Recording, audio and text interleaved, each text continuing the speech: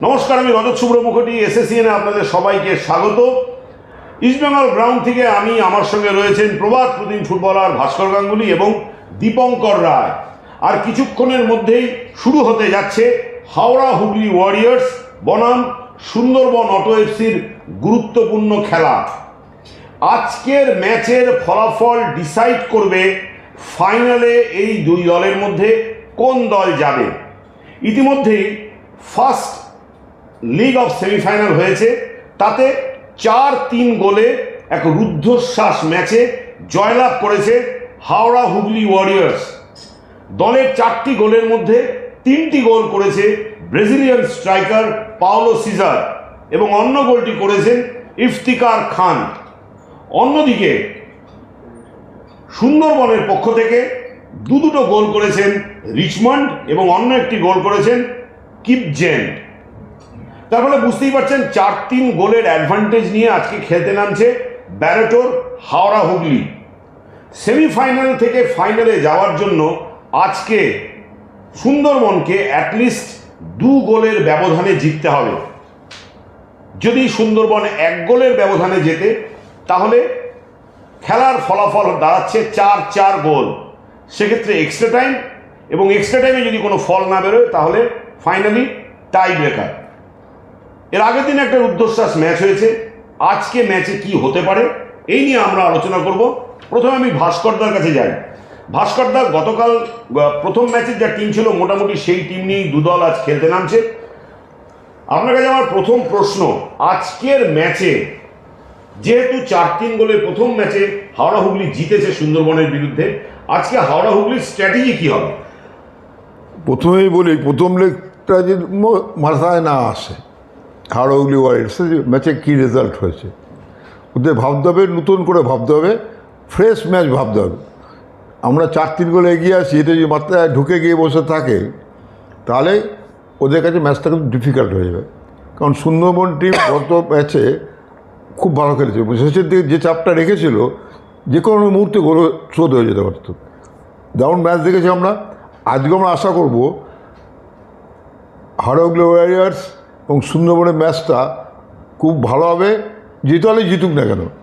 আমরা দুশো best team খেলছে, ভালো ম্যাচ দেবো, এই আমার সাথে। আমি দীপঙ্করের কাছে যাই। দীপঙ্কর, ভাস্কর যেমনটা বললো যে আজকে কিন্তু এই ধরনের পরিস্থিতি যে সুন্দরবন জানে যে সুন্দরবনকে অ্যাটলিস্ট 2 গোলের ব্যবধানে জিততেই হবে, আর অন্যদিকে হাওড়া হুগলি জানে, ব্যারেটোর টিম জানে যে তারা যদি ড্র করে তাহলেও তারা ফাইনালে চলে যাবে। এরকম একটা পরিস্থিতি দু দলের কোচের স্ট্র্যাটেজি কি হবে? এরকম ম্যাচ তোমরা অনেক খেলেছো, এরকম স্ট্র্যাটেজি, এই ধরনের পরিস্থিতিতে কোচেদের স্ট্র্যাটেজি কি হয় বা হওয়া উচিত?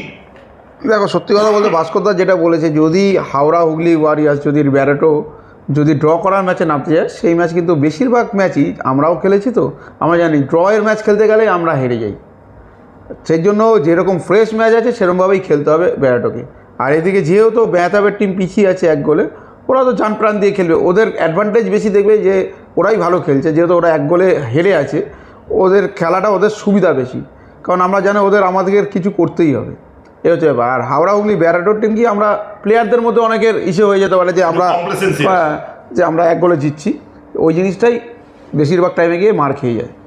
ভাস্কর, তোমার কাছে আছি দু দলের যে টিম লিস্ট আমাদের কাছে আছে এবং দু দলের যা পারফরমেন্স এখনো পর্যন্ত, দু দলের অসাধারণ দুটো বিদেশি স্ট্রাইকার।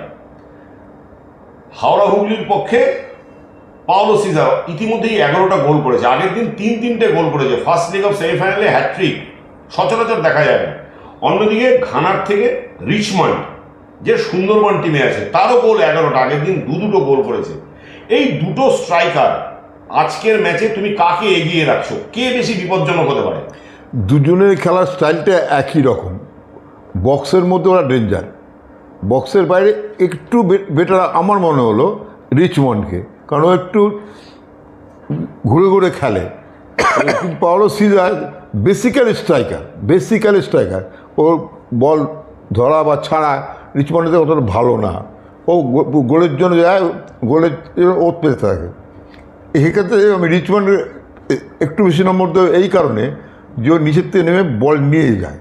এটা রিচমন্ডের একটা খেলার আলাদা স্পেশালিটি।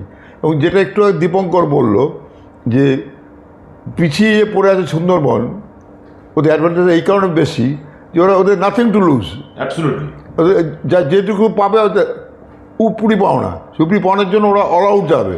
ও অবশ্যই ওদের কোচ যাতে কোনো মেহতাব আবার ফিরে এসছে, তাহলে এটা ও ফুটবল বুদ্ধি আছে, ও লড়া মানসিকতা অনেক বেশি, ও টিমটাকে এইভাবে উজ্জীবিত করবে যাতে ডিফেন্সটা ঠিক রেখে যত তাড়াতাড়ি সম্ভব গোলটা শোধ করা যায় সেই চেষ্টা করবে। তার জন্য রিচমন্ডের এবং একটা কথা বলি, রিচমন্ড আর পাউডার সিজার দুজনেই গোল করছে বা 11টা করে, কিন্তু এদের যদি সহযোগিতা না করতো তাহলে এতগুলো গোল পেতো না। আমি একটু দীপঙ্কর কাছে যাই। দীপঙ্কর, ব্যারেটো এক দলের কোচ, আরেক দলের কোচ হচ্ছে মেহতাব, যে আবার ফিরে এসছে। এই ব্যারেটো আর মেহতাব তুমি দুজনের সঙ্গেই খেলেছো, দুজনকেই দেখেছো খুব ক্লোজ কোয়ার্টার থেকে। ব্যারেটো অসাধারণ কুল হেডেড টিম চালাচ্ছে, মেহতাব অসীম, এদের যে মেলবন্ধন তাতেও সুন্দরবন অত্যন্ত ভালো পারফর্ম করছে। কোচ হিসেবে তুমি আজকে কাকে বেশি এগিয়ে রাখবে?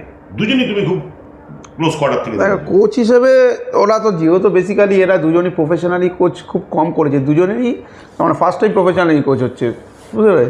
এবার দুজনে এই যে 15টা ম্যাচ যে তুমি দেখেছো দু দলের, হ্যাঁ দেখো দুজনই প্রায়, নইলে দুটো টিম যদি কোচ ভালো না করতো তাহলে দুটো টিম সেমিফাইনালে উঠতো না। ওই জন্যই দুজন ভালো পারফরমেন্স করেছে বলেই তো তখন ওদের একটা নিশ্চয়ই একটা স্ট্র্যাটেজি আছে, ভালো করেছে। ওই জন্যই দুজনকে আমি কাউকে আগিয়ে রাখবো না, কাউকে পিছিয়ে রাখবো না, যে আজকে ম্যাচ জিতবে সেই টেক্কা দিয়ে দেবে। ফাইনালি আমি তোমার কাছে জানতে চাইছি আজকের ম্যাচে সম্ভাব্য রেজাল্ট কি? দেখো সম্ভাব্য রেজাল্ট আমি চাই যে চাই না, সম্ভাব্য রেজাল্ট হতে পারে 2-1 হতে পারে। কার ফলে? সুন্দরবনের পক্ষে। সুন্দরবনের পক্ষে 2-1। ইয়েস।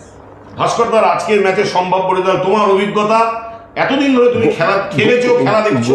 গত ম্যাচে সুন্দরবন যে পারফরমেন্স দিয়েছিল তার যদি 80% দিতে পারে তাহলে সুন্দরবন ফেভারে ম্যাচটা যাবে।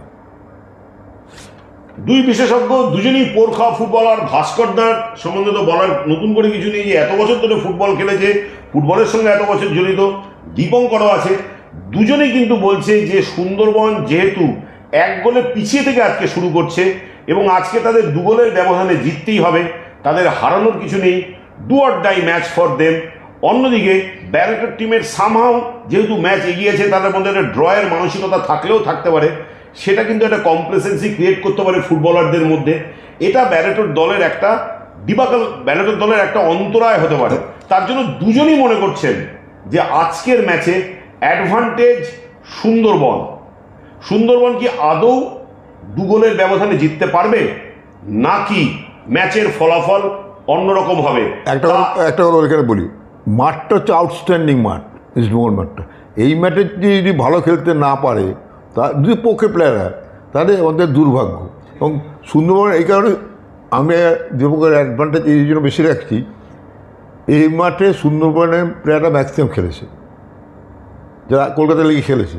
এবং অ্যাডভান্স এই কারণে 1 গোল ডাউন, আরও ওয়ারিয়ার্স 1 গোল আপ, একটা আসবেই যে আমরা তো 1 গোল ঠিকই রাখি অন্যরকমে। এই ঠেকানো মানুষের ঢুকবেই প্লেয়ারদের উপরে। এটা যদি ব্যারেটো ওয়েলকাম করতে পারে তাহলে অন্য কথা। শুনলেন আপনারা যে কোন ফুটবলে মনস্তত্ত্ব কতটা ইম্পর্টেন্ট।